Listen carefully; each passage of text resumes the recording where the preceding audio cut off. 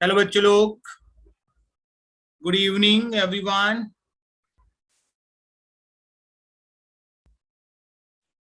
Good evening. किसी को आवाज आ रही है क्या? गुड इवनिंग वर्षा। गुरप्रीत कहाँ थी इतने दिनों तक बेटा? प्रियंका, दिव्यांशी, खुशी।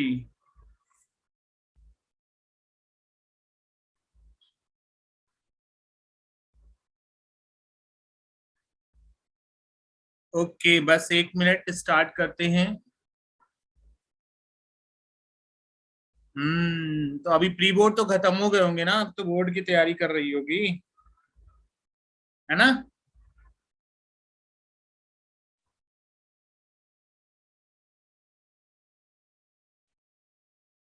बहुत सारे चैप्टर्स कंप्लीट हो गए पूरे बोर्ड के, लेकिन तुम्हें के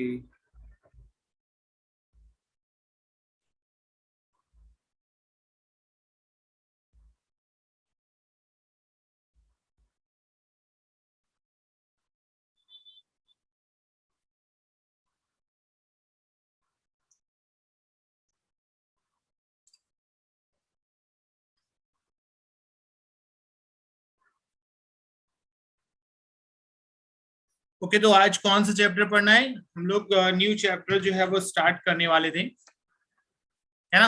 न्यू चैप्टर जो है वो स्टार्ट करने वाले थे। कौन सा चैप्टर है? जो लास्ट क्लास जिसने की हो वो मुझे बताए कि कौन सा चैप्टर जो है वो हम लोग स्टार्ट करने वाले थे बेटा।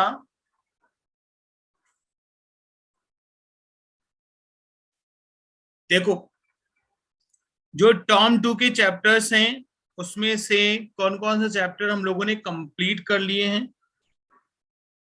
ठीक है, टर्म 2 के जो चैप्टर्स हैं, जो कंप्लीटेड चैप्टर हैं,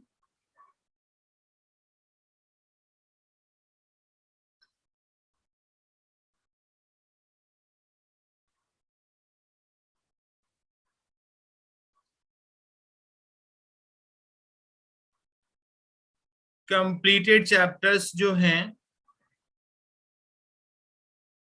वो कौन कौन से हैं?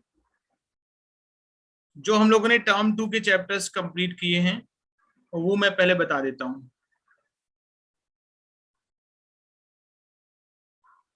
ऑलराइट, चलो, तो फर्स्ट ऑफ ऑल हम लोगों ने कंप्लीट किया है कोऑर्डिनेशन कंपाउंड्स, जो कि वेटेज वाला चैप्टर है नीट के हिसाब से भी। तो कोऑर्डिनेशन कंपाउंड हम लोगों ने कंप्लीट किया है। फिर उसके बाद aldehyde ketone, carboxylic acid complete किया है। ओके, फिर उसके बाद इलेक्ट्रोकेमिस्ट्री कंप्लीट किया है ना? यस, इलेक्ट्रोकेमिस्ट्री भी कंप्लीट कर लिया है।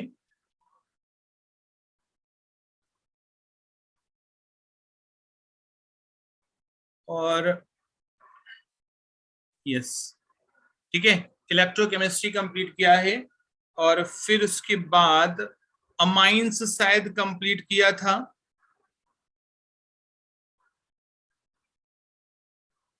यस, पूरा अमाइंस कंप्लीट कर लिया है। तो 4 चैप्टर जो हाई वेटेज के चैप्टर्स थे वो हम लोगों ने कंप्लीट कर लिए हैं नीट के पॉइंट ऑफ व्यू से। और ठीक है, नीट के पॉइंट ऑफ व्यू से और बोर्ड टर्म 2 के जो पेपर्स हैं उनके पॉइंट ऑफ व्यू से ये 4 चैप्टर्स हम लोगों ने कंप्लीट किए हैं। और आगे जो चैप्टर चलने वाला है केमिकल काइनेटिक, तुम लोगों का आने वाला है टर्म 2 में। ओके, तो वो हम लोग 2 लेक्चर में, 3 लेक्चर में डिस्कस कर लेते हैं। तो केमिकल काइनेटिक का लेक्चर नंबर 1 आज हम लोग देखेंगे। ठीक है, तो केमिकल काइनेटिक का लेक्चर नंबर 1, और उसमें हम लोगों को क्या क्या देखना है। सबसे पहले रेट के बारे में पढ़ेंगे, फिर रेट ऑफ रिएक्शन के बारे में पढ़ेंगे, और फिर उसके बाद यूनिट के बारे में पढ़ेंगे, फिर उसके बाद हम लोग रेट लॉ के बारे में पढ़ेंगे। इतनी सारी चीजें जो है वो हम लोगों को क्या इस वाले चैप्टर्स में कवर करनी है। ऑलराइट, चलो ठीक है। तो ये चीजें तुम लोगों को क्लियर है ना, कौन कौन से चैप्टर कंप्लीट हुए हैं टर्म 2 के।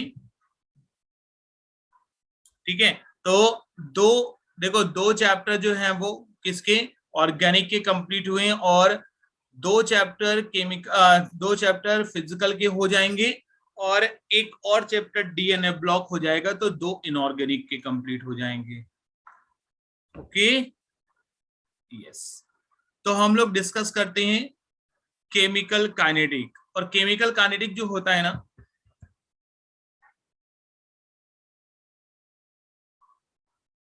इससे बोर्ड में भी तुम लोगों के क्वेश्चंस आते हैं, और नीट में तो आते ही आते हैं।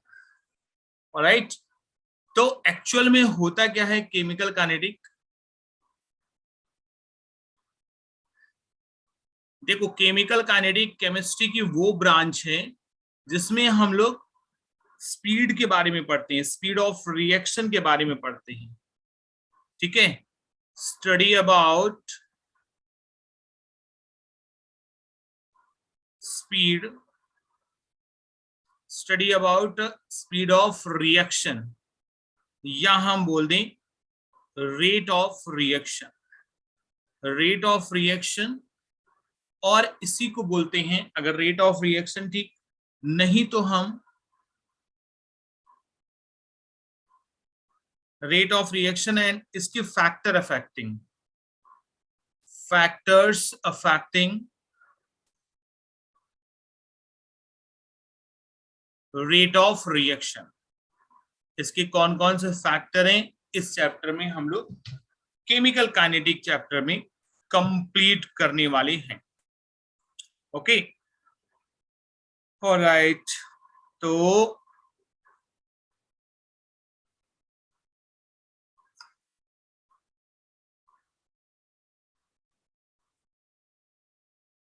अब बेसिकली हम लोग स्टार्ट करते हैं केमिकल काइनेटिक। तो एक्चुअल में रेट क्या होता है वो बात फंस, तो यहाँ पे अगर रेट की डेफिनेशन लिखें तो रेट क्या होता है, स्पीड क्या होता है, change in concentration upon time interval. जिस टाइम पे कॉन्सेंट्रेशन चेंज हो रही है उनका अगर ratio, change in concentration of time, change in concentration upon time, change in time, इस टाइम से इस टाइम तक कितनी कॉन्सेंट्रेशन चेंज हुई है, that is change in concentration and change in time. तो उनका रेशियो देख लेंगे तो क्या हो जाएगा, हम लोगों का रेट निकल आएगा। अच्छा, सभी को पता है कि रेट के हिसाब से टाइप्स ऑफ रिएक्शन क्या क्या होती हैं। According to rate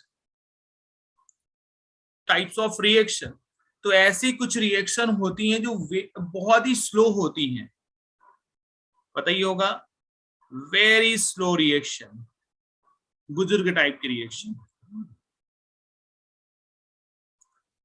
very slow reaction, है ना। कुछ रिएक्शन जो होती हैं वेरी फास्ट होती हैं, फटाफट निकल जाती हैं, जैसे ही रिएक्टेंट डाला फटाफट रिएक्शन, तो वेरी फास्ट रिएक्शन। और कुछ रिएक्शन ऐसी होती हैं वो मॉडरेट रिएक्शन होती है। तीन तरीके की रिएक्शन होती हैं।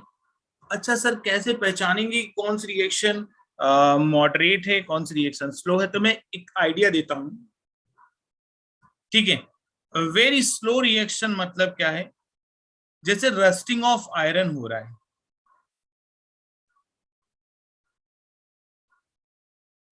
रस्टिंग ऑफ आयरन, है ना।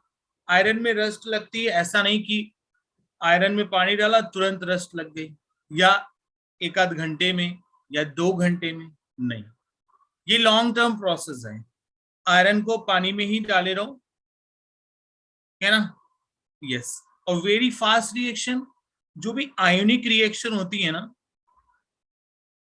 जो भी आयोनिक रिएक्शन, वो बहुत ही फास्ट होती है भाई। आयन से Na+ और Cl- फटाफट चिपक गए एक दूसरे के साथ, तो very fast reaction. And moderate reaction क्या होती हैं, जैसे कोई भी डिकम्पोजिशन रिएक्शन, H2O2 है, धीरे से अपना H2O और हाफ O2 में कन्वर्ट हो गया। कोई भी ऐसी न्यूट्रलाइजेशन रिएक्शन है, जैसे मान लो CH3COO(C2H5). बच्चे लोग ये क्या है, ये कौन सा कंपाउंड है, ईस्टर है। ईस्टर का अगर हमने हाइड्रोलिसिस किया तो CH3COOH और C2H5OH ऐसे है ना। तो ऐसी जो रिएक्शन होती हैं, ऐसी जो रिएक्शन होती हैं, उनकी हम लोग स्पीड काउंट कर सकते हैं, मॉडरेट रिएक्शन की स्पीड काउंट कर सकते हैं।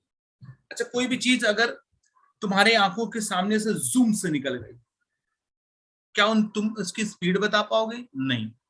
हाँ, उस बाइक में या उस चीज में स्पीडोमीटर पता लगा है तो उसमें बता सकते, लेकिन हम नहीं देख के बता सकते। ऑलराइट। अच्छा, वेरी स्लो रिएक्शन, 2 साल में हो रही है रिएक्शन, उसकी भी स्पीड नहीं बता सकते।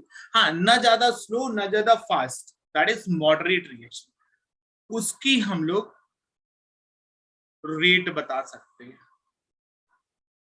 ओके, जल्दी बताएं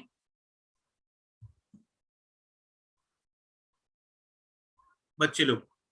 ठीक है, तो रेट का फॉर्मूला क्या होता है, देखो, अगर हमने एक कोई रिएक्शन लिखी M1 times A, M2 times B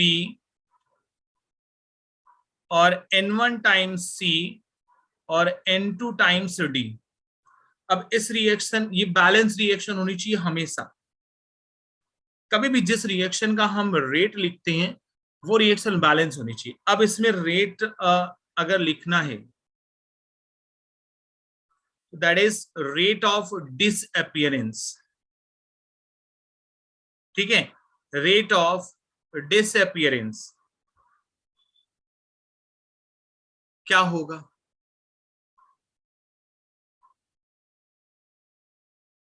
अरे बेचारे बच्चों को किसने म्यूट किया? ओके, तो रेट ऑफ डिसअपियरेंस मतलब रिएक्टेंट क्या हो रहे, डिसअपियर हो रहे। तो रेट ऑफ डिसअपियरेंस ऑफ ए अगर हमने लिखना है तो वो क्या हो जाएगा, -D/dt, है ना, -Da/dt। अच्छा, rate of disappearance of B लिखना है, अभी हम डिवाइड नहीं कर रहे, बस केवल और केवल -dB/dt ये होता है। अच्छा सर, तो रेट ऑफ अपीयरेंस भी है? यस, रेट ऑफ अपीयरेंस क्या है, प्लस पॉजिटिव साइन है, plus of dc/dt and rate of appearance किसका, सी का, रेट ऑफ अपीयरेंस डी का प्लस का dd/dt ऐसा है। ठीक है, तो रेट ऑफ डिसअपियरेंस, अगर रिएक्टेंट डिसअपियर हो रहे, दैट्स व्हाई यहाँ पे माइनस साइन लगा हुआ है। रेट ऑफ अपीयरेंस मतलब प्रोडक्ट जो है वो अपीयर हो रहे, दैट्स व्हाई यहाँ पे प्लस चार्ज लगा हुआ है। ऑलराइट, अगर हमने बोला कि भाई इस रिएक्शन का रेट ऑफ रिएक्शन लिखो, रेट ऑफ रिएक्शन, तो क्या हो जाएगा, रेट ऑफ रिएक्शन क्या हो जाएगा बच्चे लोग, तो rate of reaction -Da/dt on M1. yes, rate of reactant is equals to rate of product, ये सब इक्वल होते हैं।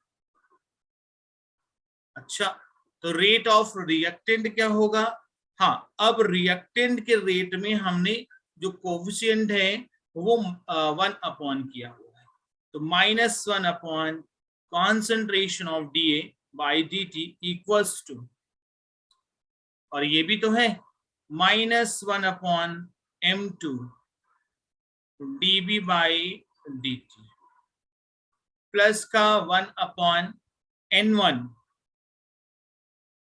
dC by dt प्लस का 1/n2 dd by dt। एक बार चेक करो, इसको बोलते हैं रेट ऑफ रिएक्शन। देखो रेट ऑफ डिसअपीयरेंस में कोफिशिएंट नहीं आया हुआ है, ओके, रेट ऑफ रिएक्टेंट में कोफिशिएंट आया हुआ है। शायद सभी को क्लियर हो रहा होगा, है ना। तो एक्चुअल में रेट की डेफिनेशन जो बताई मैंने कि रेट जो होता है change in concentration upon time, change in concentration upon time, उसको बोलेंगे क्या, रेट। अच्छा, अगर ऐसा है तो यूनिट भी बता सकते हैं। किसकी यूनिट, रेट की unit. Concentration that is molarity, mole per litre, mole litre की पावर -1। टाइम जो है वो सेकेंड, तो यूनिट क्या आ जाएगी, mole litre inverse second inverse. Okay, all clear. जो इस स्लाइड में है वो सारी चीजें, एक एक चीज जो है वो आई थिंक क्लियर होगी सारे बच्चों को। Yes sir. ओके, ठीक है। जैसे कोई एक रिएक्शन देते हैं या एक क्वेश्चन देते हैं, उससे पता चलेगा कि तुम लोगों को क्लियर हुआ है कि नहीं। Right, for the given reaction, for the given reaction, एक रिएक्शन है N2 plus 3H2 gives 2NH3, moderate reaction है। N2 plus H2 gives 2NH3, moderate reaction है। बोला जा रहा है कि rate of formation of NH3, rate of formation of NH3 is 2 into 10 की power -4. Then find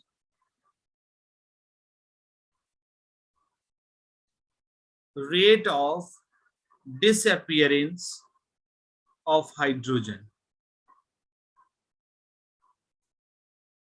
ठीक है, सारे बच्चे जो है वो कैलकुलेट करें, अगर सारी चीजें जो है वो क्लियर हो गई हो तो।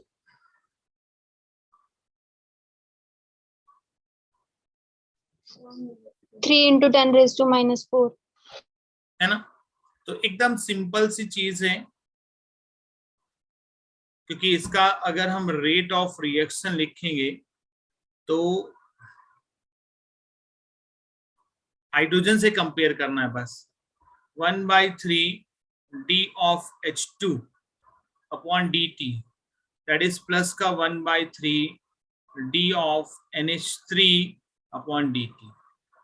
तो ये 1/3 रेट में नहीं, रेट ऑफ डिसअपीयरेंस में नहीं आता है, तो d of H2 divide by dt, that is 3/2। Change in rate of formation of ammonia 2 into 10 की पावर -4, ये और ये कैंसिल आउट हो गया, तो 3 into 10 की पावर -4, ये वाली जो चीज है उसको बोलेंगे क्या, rate of disappearance.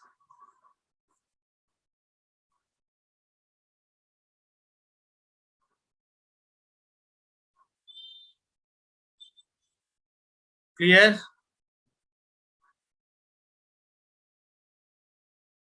Alright, yes, okay. इसी तरीके से क्वेश्चन आएंगे। Now we talk about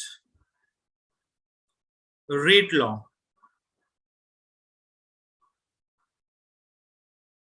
what is rate law? तो rate law, according to rate law ने बोला कि भाई अगर कोई भी रिएक्शन हो रही है तो उसका रेट जो है, रेट इज डायरेक्टली, जैसे एक रिएक्शन हो रही है N1 times A, N2 times B, और यहां पे प्रोडक्ट जा रहा है. Okay, if you talk about rate, the rate of reaction is directly proportional to the concentration of reactant. Here proportional, in the place of proportional sign we can take a constant, that is concentration of A की power n1 B की power n2. ये भी एक तरीके का rate है, लेकिन ये रेट लॉ नहीं है. This is not a rate law. So what is this? This is not a rate law. This is law of mass action. What is the difference between law of mass action and rate law? So first of all, rate law की equation लिखते हैं. Rate equals to K. A की power जो है वो x है, B की पावर y है. ये जो सेकेंड रिएक्शन है that is rate law. और रेट लॉ जो है वो एक्सपेरिमेंटली जो है वो आता है. मतलब क्या है कि इनकी पावर, इनके जो यहाँ पे ये कोफिशिएंट है वो पावर में नहीं लिख सकते, और लिख सकते हैं, मना नहीं किया, लेकिन वो लॉ ऑफ मास एक्शन बन जाता है. तो रेट लॉ में पावर नहीं लेते, यहाँ पे तो लिया है. यस, वो एक्सपेरिमेंटली वैल्यू प्रूफ होके आती है, तो हम लोग रेट लॉ में ये पावर लेते हैं. ये N1 के बराबर भी हो सकता है और डिफरेंट भी हो सकता है, वो कंडीशन के ऊपर डिपेंड करेगा. ऑलराइट, चलो तो अब हम बात करते हैं कि अगर रेट की बात करें तो x plus y, rate law की जो कॉन्सेंट्रेशन के, रिएक्टेंट की कॉन्सेंट्रेशन की जो पावर है उसका सम करेंगे ना, तो we can find the order of reaction. x plus y जो है वो ऑर्डर ऑफ रिएक्शन आ जाएगा. चेक करो, ऑर्डर ऑफ रिएक्शन. या ऐसे भी बोल सकते हैं कि x order of reaction with respect to A, y is order of reaction with respect to, अगर इंडिविजुअल पता करना है तो x और y. तो x जो है वो order of reaction according to A. अब कैसे कैसे क्वेश्चंस आते हैं सर, इसके कैसे क्वेश्चन आते हैं मैं बताता हूं ना अभी.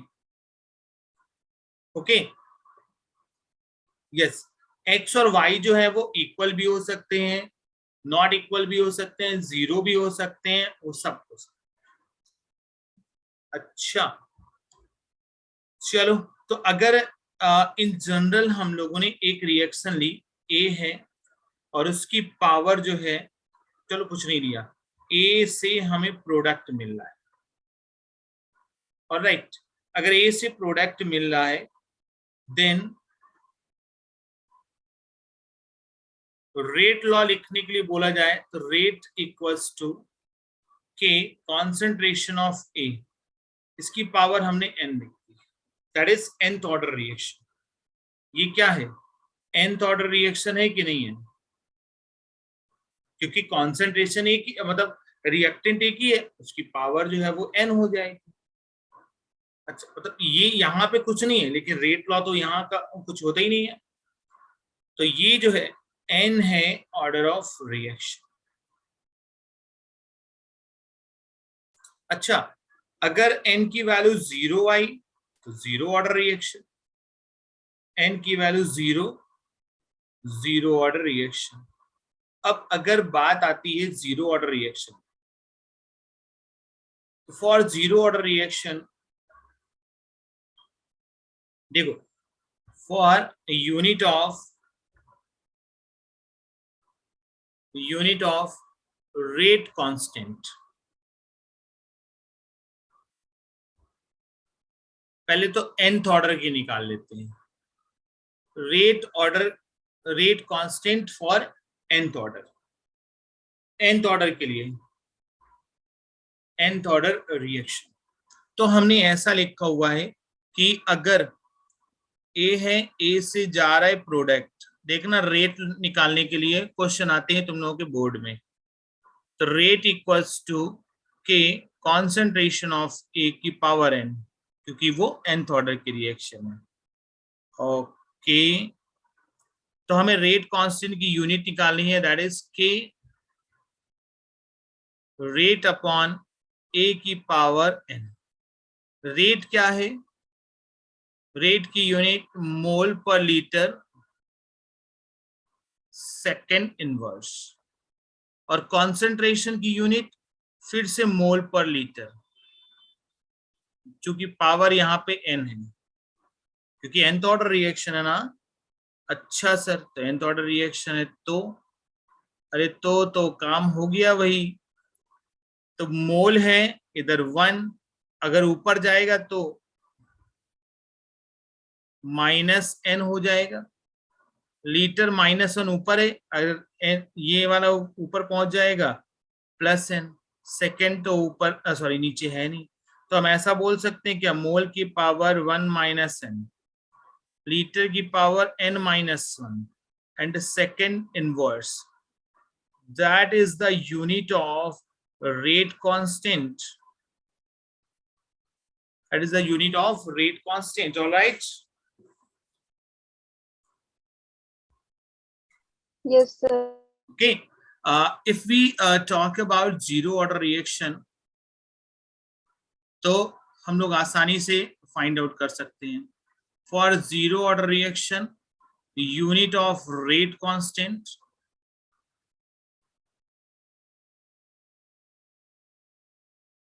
zero order reaction, for first order reaction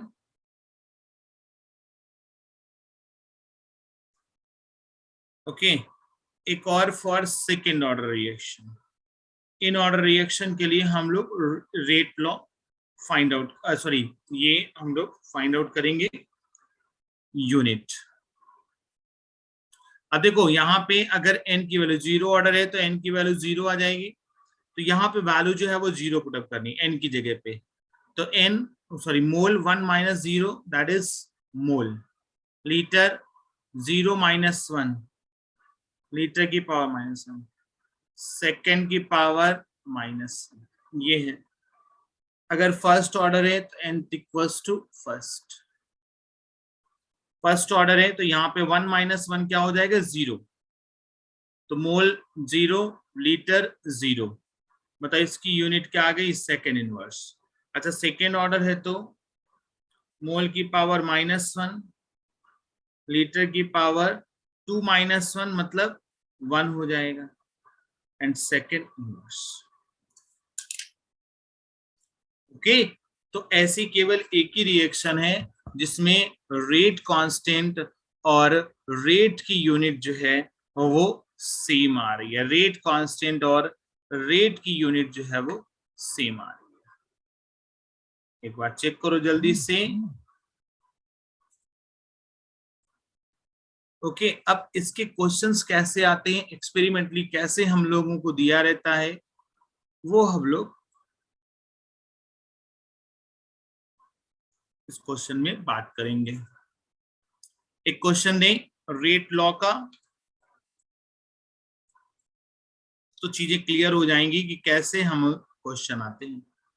okay, तो एक रिएक्शन है A + B give C + D। Okay, concentration of A, concentration of B और अलग अलग कॉन्सेंट्रेशन पे रेट जो है वो मापा गया। तो फर्स्ट ऑफ ऑल रेट जो है वो 2 × 10 की पावर -3 सॉरी 2 × 10 का -2, 8 × 10 की पावर -2 एंड 16 × 10 की पावर -2। ऐसा रेट आया जब B की कॉन्सेंट्रेशन 0.2, 0.2 और इधर 4 है। इसकी कॉन्सेंट्रेशन 0.1, 0.2 और 0.2, इसकी कॉन्सेंट्रेशन ऐसी है बच्चे।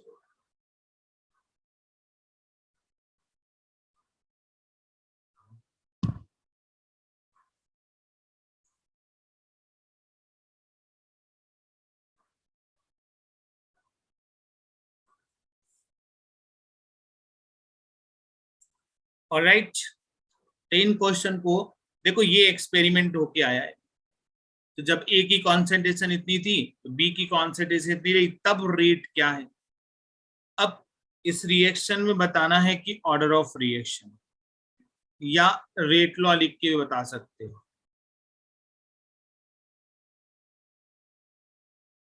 Order of reaction find out करना है। ऐसे तुम लोगों के एनसीईआरटी में क्वेश्चंस मिल जाएंगे।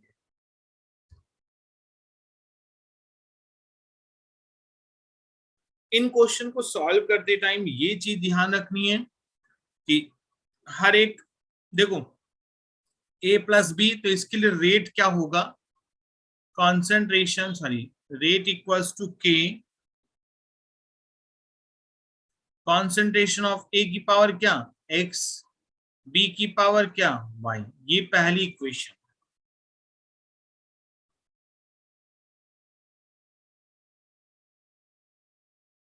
या हम लोगों ने ऐसा माना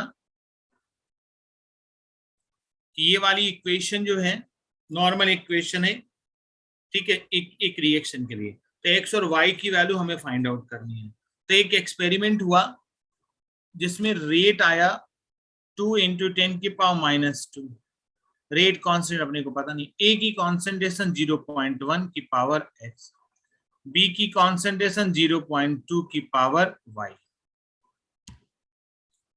ऐसा दिया हुआ है, ए की कॉन्सेंट्रेशन और बी की कॉन्सेंट्रेशन।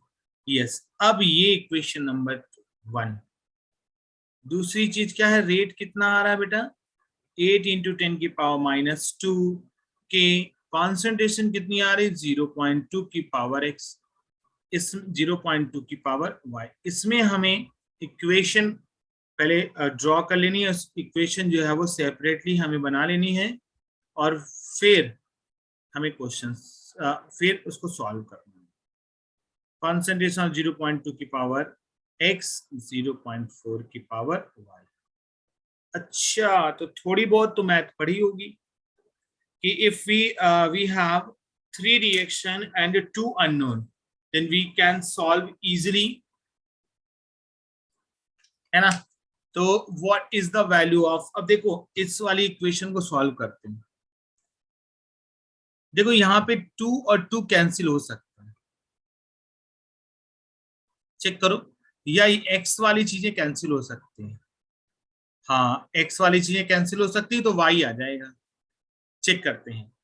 इक्वेशन नंबर थर्ड को इक्वेशन नंबर सेकंड से डिवाइड करो। अच्छा, इक्वेशन नंबर थर्ड को इक्वेशन नंबर सेकंड में डिवाइड कर देंगे। थर्ड वाली इक्वेशन क्या है, 16 इंटू 10 की पावर -2, 8 इंटू 10 की पावर -2 के 0.2 की पावर x बच्चा, और 0.4 की power x, sorry that is y, and के 0.2 की पावर x, 0.2 की पावर y।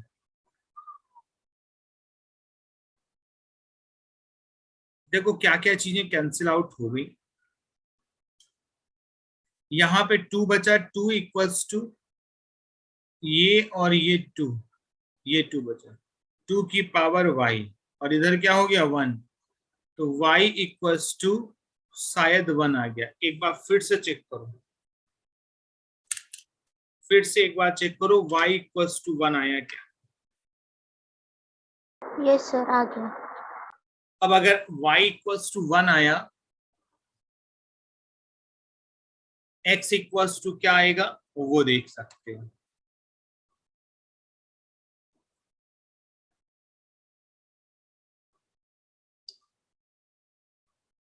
x इक्वल्स टू, देखो ये वाली इक्वेशन और ये वाली इक्वेशन को सॉल्व करो, क्योंकि वाई वाई कैंसिल हो जाएगा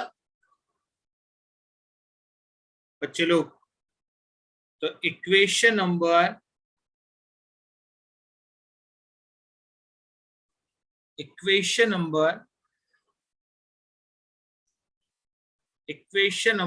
Sir, second. x is equal to 2. Yes, x equals to 2. Very good. ठीक है, तो equation number second that is 8 into 10 की power -2. Equation number first that is 2 into 10 की पावर -2. ए की कॉन्सेंट्रेशन हम लोगों ने यहाँ पे क्या रखी थी, सेकेंड वाले में है ना, सॉरी सेकेंड वाले में ए की कॉन्सेंट्रेशन शायद 0.2 होती थी. Yes, sir. और बी की कॉन्सेंट्रेशन 0.2. 0.2. कौन क्या हो जाएगा, A की concentration 0.1 और B की 0.2. Very good. 0.2 की पावर y, तो ये कैंसिल हो गया और ये इधर हो गया, ये मतलब 4 इक्वल्स टू 2 की पावर x, मतलब 2 का स्क्वायर कर सकते हैं. ओके, ये डिनोमिनेटर सेम है, that's why x equals to 2. Okay, y equals to 1 है और x इक्वल्स टू 2, तो ऑर्डर ऑफ रिएक्शन आ गया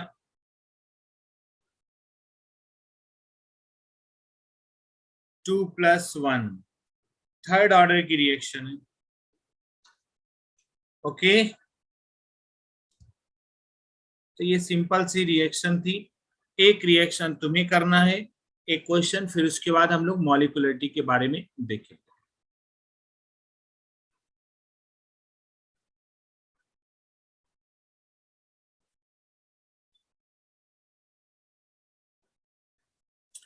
एक क्वेश्चन बच्चे लोग तुम भी सॉल्व करो, क्योंकि ये टेबल वाला क्वेश्चन जो आना ही आना है तुम लोगों के बोर्ड में, नीट में आता है, तो उसको जल्दी सॉल्व करना पड़ता है. तो A2 +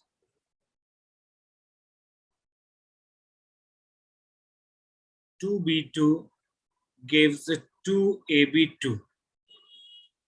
बोला जा रहा है कुछ एक्सपेरिमेंट किए गए और उन एक्सपेरिमेंट में A1 की कॉन्सेंट्रेशन, सॉरी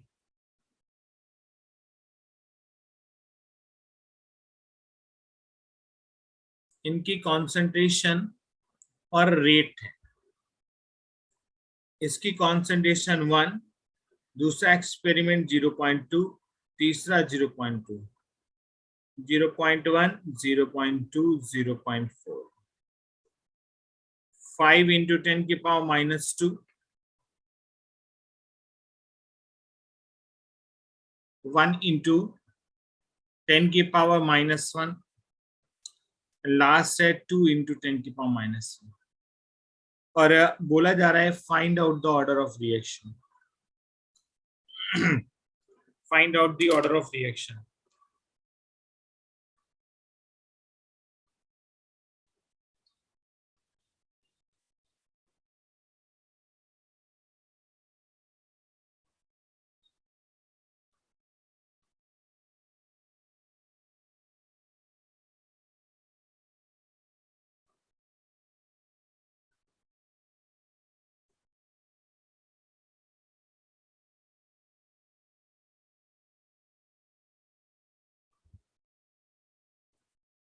जल्दी करें सारे बच्चे.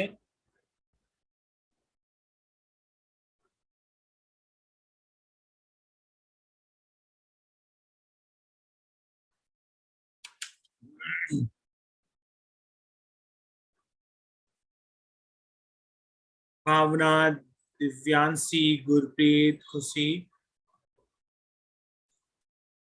अभी देखो ऐसे ही समझ में आने लगेगा कुछ दिन Sir, बाद. x equals to -1, y equals to 1. -1 नहीं आएगा,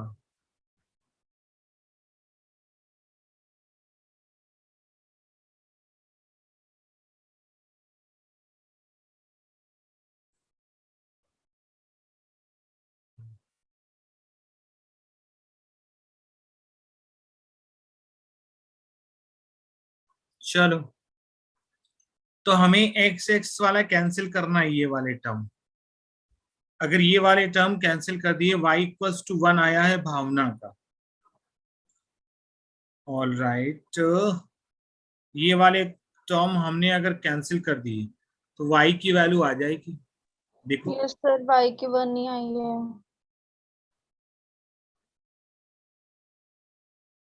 है। ऐसी इक्वेशन है। ओके, तो 1 इंटू 10 की पावर -1, 0.2 की पावर x, 0.2 की पावर y।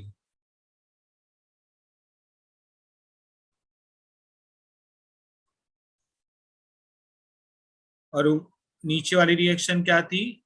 10 की पावर -1, 0.2 की पावर x, ये थर्ड रिएक्शन है, 0.4 की पावर y।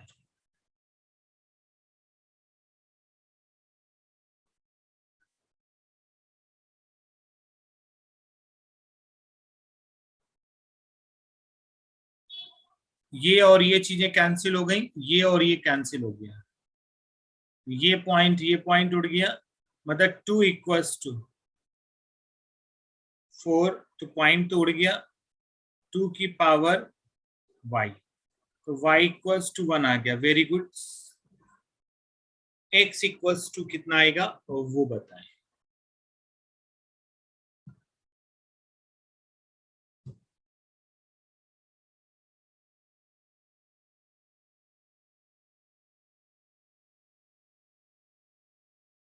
चेक करो, दिमाग लगाओ थोड़ा सा।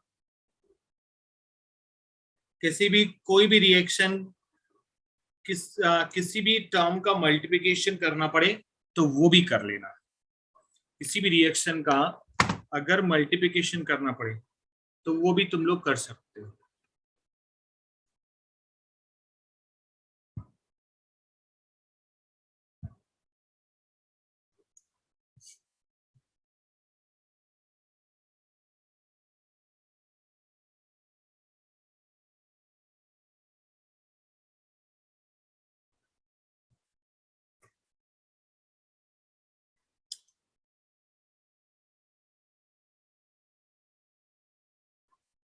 x 0 है।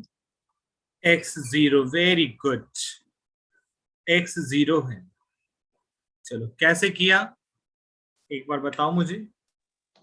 जो फर्स्ट रिएक्शन है उसको 4 से मल्टीप्लाई कर देंगे। फर्स्ट रिएक्शन को 4 से मल्टीप्लाई किया इसने, और उसके बाद फर्स्ट और थर्ड वाले को कंपेयर कर लेंगे।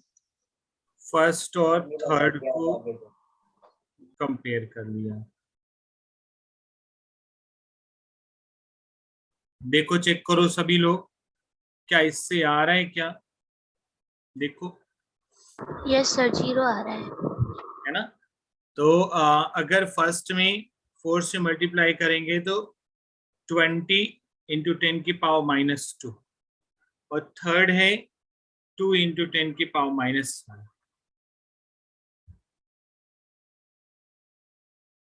ओके, फिर उसके बाद जो है यहाँ पे भी मल्टीप्लाई होगा, तो 0.4 की पावर x, 0.4 की पावर y, यहाँ पे 0.2 की पावर x और 0.4 की पावर y, ये तो कैंसिल आउट हो गया।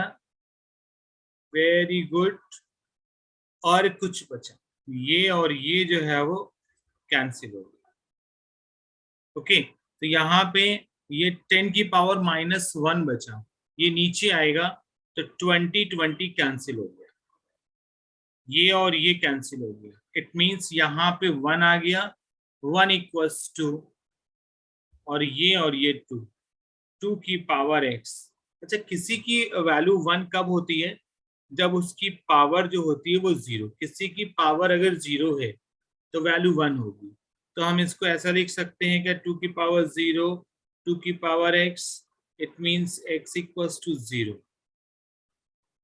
ऐसे क्वेश्चन जो हैं वो टेबल के फॉर्म में तुम्हें क्वेश्चंस मिलेंगे और आसानी से कर सकते हो। ऑलराइट, सारे बच्चों का हो गया?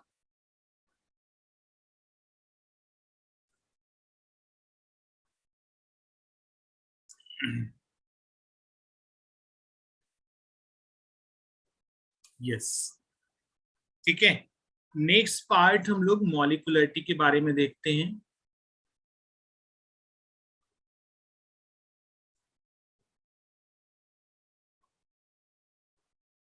क्या है मॉलिक्युलरिटी, उसके बारे में हम लोगों को देखना है। कुछ नहीं, जैसे जितनी भी रिएक्टेंट जो है, जैसे N2+3H2 या H2+I2, यहाँ पे दो मॉलिक्यूल्स रिएक्ट हो रहे हैं, एक H2 के और एक I2 के। अगर दो मॉलिक्यूल रिएक्ट हो रहे हैं तो उसकी मॉलिक्युलरिटी जो होगी वो 2 होगी। इट मींस जो रिएक्शन है वो बाई मॉलिक्यूलर रिएक्शन है ना।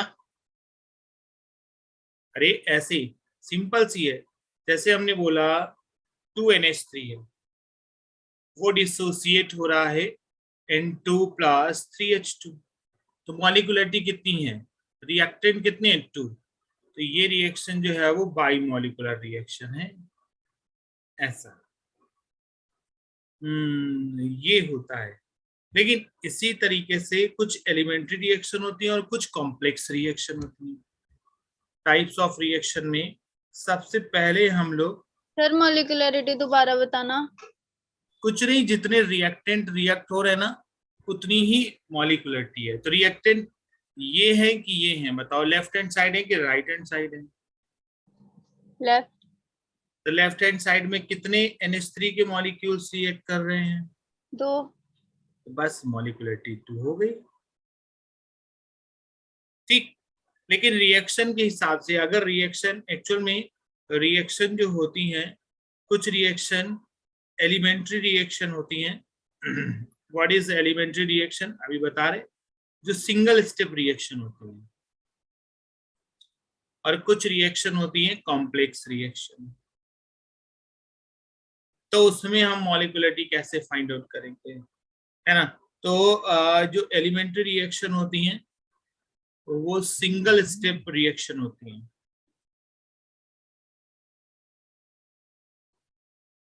और कॉम्प्लेक्स रिएक्शन होती हैं मल्टी स्टेप, मतलब एक से ज्यादा स्टेप रिएक्शन, ठीक। तो अगर सिंगल स्टेप मैकेनिज्म होती है तो हम वहां पे एलिमेंट्री रिएक्शन आसानी से निकाल सकते हैं। जितनी भी रिएक्टेंट स्पीसीज हैं, नंबर ऑफ रिएक्टिंग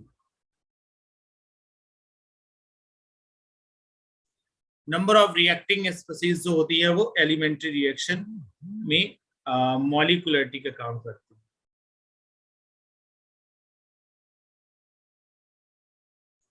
इसका काम करती हैं मॉलिक्युलरिटी का, ठीक है। अच्छा,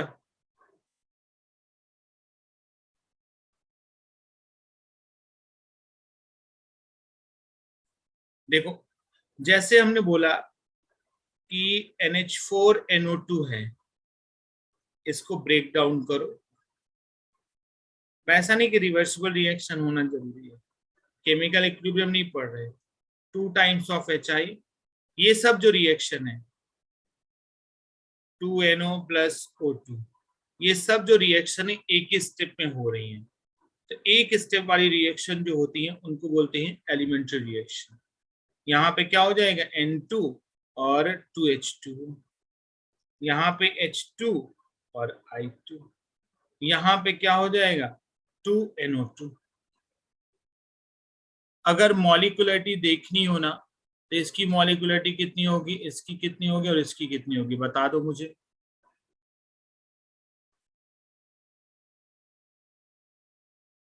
1 है ना। तो 1 क्योंकि यहाँ पे रिएक्टेंट 1 है, 2 क्योंकि यहाँ पे 2 है, 3 यहाँ पे 2, यहाँ पे 1। ओके, अगर एलिमेंट्री रिएक्शन दी हुई है तब हम ऐसा फाइंड आउट कर सकते हैं, तब हम आसानी से फाइंड आउट कर सकते हैं। लेकिन अगर कॉम्प्लेक्स रिएक्शन दी हुई है तो कॉम्प्लेक्स रिएक्शन के लिए मॉलिक्युलरिटी जो है वो डिफाइन नहीं कर सकते, ठीक है। तो यहाँ पे हम लिखे दे रहे molecularity is not defined for complex reaction, but defined for single step of complex reaction.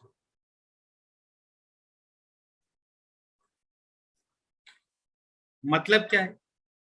अगर कोई भी स्टेप है, जैसे मान लो अलग अलग हम मॉलिक्युलरिटी बता सकते हैं, जैसे एक रिएक्शन में बताता हूं, 2 टाइम्स ऑफ H2O2 डिसोसिएट हो रहा है H2O और O2 में। इसकी अलग अलग मैकेनिज्म है, अलग अलग रिएक्शन है, मल्टी स्टेप है। कैसे?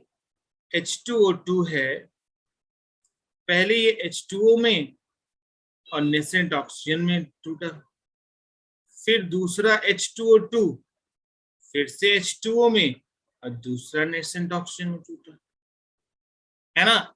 और फिर उसके बाद ये दोनों नेसेंट ऑक्सीजन आपस में मिलके क्या बना लिए? O2। अब इसकी हम नहीं बता सकते, इस रिएक्शन को अगर ऐड करेंगे तो 2 टाइम्स ऑफ H2O2 बनेगा, 2 times of H2O and O2, ये हो जाएगा, है ना। तो इसकी इंडिविजुअल नहीं, पूरी रिएक्शन की नहीं बता सकते, हाँ इंडिविजुअल बताया जा सकता है। इसकी मॉलिक्युलरिटी 1, इसकी भी 1 और इसकी क्या है 2। मॉलिक्यूल हो, एटम हो, कुछ भी हो, सभी के लिए चलेगा। और एक और बात है, अगर इनमें से बोला जाए कि कोई एक स्टेप स्लो है, ठीक है, एक्चुअल में जो रेट डिटरमाइनिंग स्टेप होता है इसको बोलते हैं RDS, रेट डिटरमाइनिंग स्टेप, वो ही स्लोवेस्ट स्टेप होता है बच्चे लोग। Slowest step is rate determining step. Okay, rate determining step, अगर 2-3 रिएक्शन हो रही हैं उसमें सबसे स्लोवेस्ट जो होगा उसी की मॉलिक्युलरिटी हम लोग देखेंगे। यहाँ पे स्लोवेस्ट है ही नहीं। अब ऐसा मत कर देना कि यहाँ पे इसको काउंट कर दो, 2 + 2 मतलब 4 हो जाएगा, नहीं, इंडिविजुअल अगर कोई भी रिएक्शन स्लोवेस्ट नहीं है। अगर मान लो हमने बोला कि ये वाली जो प्रोसेस है, ये वाला ये स्लो है, मतलब ये वाला RDS है, अगर ऐसा बोला जाए। अब बोला जाए कि ये ओवरऑल रिएक्शन की मॉलिक्युलरिटी बताओ, तो इसके हिसाब से नहीं, स्लोवेस्ट स्टेप के हिसाब से तो इसकी मॉलिक्युलरिटी कितनी आ गई है 2। एक और क्वेश्चन की बात करते हैं। अगर हमने N2O5 दिया हुआ है, 4NO2 है और O2 है, इसकी अगर मैकेनिज्म की बात करें तो अलग अलग मैकेनिज्म है।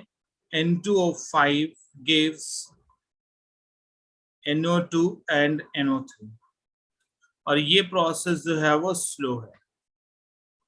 फिर NO3 N2O5 के साथ फिर से रिएक्शन करता है, 3 टाइम्स ऑफ NO2 और O2, ये वाली फास्ट रिएक्शन। अब बोला जा रहा है कि इस रिएक्शन के लिए find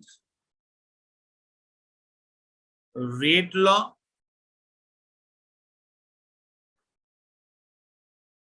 and molecularity, molecularity and rate law find out करना बच्चों को।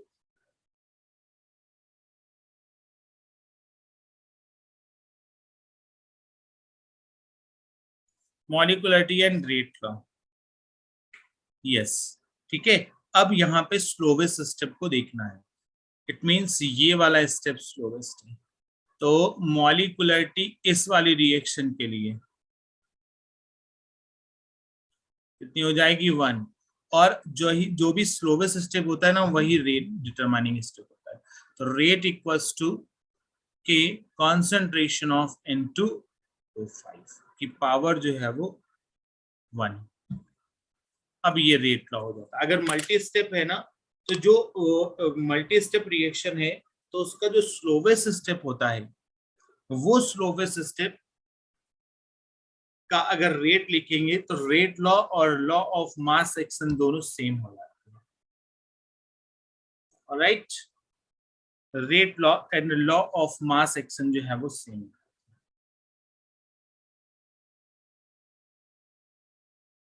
जल्दी करें, हो गया?